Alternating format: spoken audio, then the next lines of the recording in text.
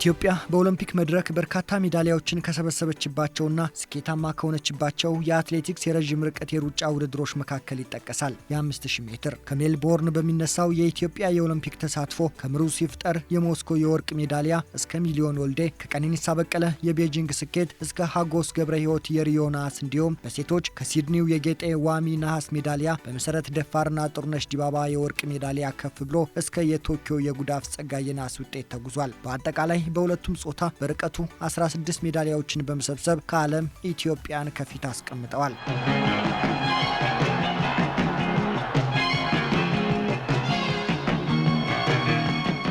በኦሎምፒክ የ5000 ሜትር ውድድር ከአምስተኛው ኦሎምፒያድ ጀምሮ ሲካሄድ በ1912 የስቶክሆልም ኦሎምፒክ በወንዶች ብቻ የውድድር ዝርዝር ውስጥ ተካቷል። በወቅቱ 3000 ሜትር የሴቶች ከፍተኛው የረጅም ርቀት ውድድር ሲሆን ከ1984 የሎስ አንጀለስ ኦሎምፒክ ወዲህ 5000 ሜትር መካሄድ ጀምሯል። ኢትዮጵያ በኦሎምፒክ ተሳትፏ እስከ ፓሪስ ከሰበሰበቻቸው 59 ሜዳሊያዎች ውስጥ በርቀቱ 6 የወርቅ ሜዳሊያዎችን ጨምተላሉ። በውድድሩ ጅማሮ በራሪዎቹ የሚል ቅጽል ስም እስኪሰጣቸው ድረስ የፊንላንድ አትሌቶች ውጤታማ የነበሩ ሲሆን ፓቮ ኑርሚ፣ ቪሌሪ ቶላና በኋላም ካርሎ ማኒንካ ይጠቀሳሉ።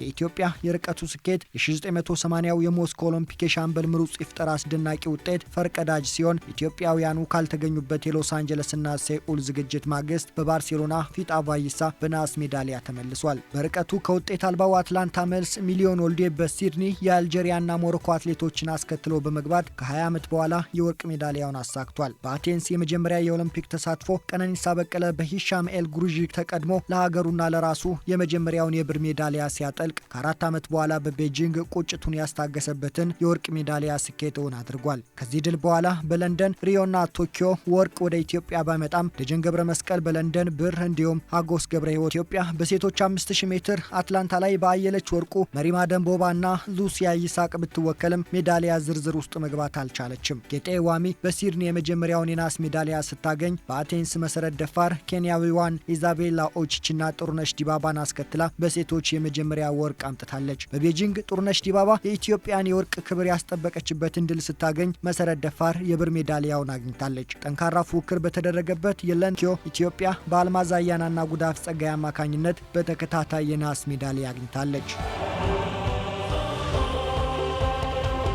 ዛሬ ምሽት 4:45 በስታደ ፍራንስ የሴቶች 5000 ሜትር የፍጻሜ ውድድር በጉጉት የሚጠበቅ ሲሆን ጉዳፍ ጸጋይ፣ እጅጋየሁ ታዬና መዲና ኢሳ ጠንካራ ተቀናቃኞች በሚገኙበት ውድድር ለኢትዮጵያ ሜዳሊያ ለማሳካት እያለሙ ይፎካከራሉ። በ14 ደቂቃ ከ21 ማይክሮ ሰከንድ የርቀቱ የዓለም ክብረ ወሰን ባለቤቷ ጉዳፍ ከተጠባቂዎቹ መካከል ስትሆን በዓለም የደረጃ ሰንጠረዥ ሁለተኛ ደረጃ ላይ ተቀምጣለች። የዩጂን አትሌቲክስ ሻምፒዮና ባለድሏ ጉዳፍ የቶኪዮ የነሐስ ሜዳሊያ በወርቅ ለማሻሻል እያለመች ትሮጣለች። በሶስት ርቀቶች የኦሎምፒክ አሸናፊዋ ፌዝ ኪፕየጎን የምትጠበቅ ሲሆን በወቅታዊ ብቃቷ እየተሞገሰች የምትገኘው የሀገሯ ልጅ ቤትሪስ ቼቤት የፉክክሩን ግለት የምትጨምር አትሌት ነች። በሁለተኛዋ ኦሎምፒክ የተገኘችው እጅጋየሁ ታዬ የ5 ኪሎ ሜትር የጎዳና ውድድር ባለ ክብረ ወሰን ስትሆን ከቶኪዮ ዲፕሎማ የላቀ ውጤት ለማስመዝገብ ስታልም የርቀቱ የዓለም ከ20 ዓመት በታች ክብረ ወሰን ባለቤቷ ወጣቷ መዲና ኢሳ በመጀመሪያው የኦሎምፒክ ተሳትፏ ታሪክ ለመስራት ታልማለች።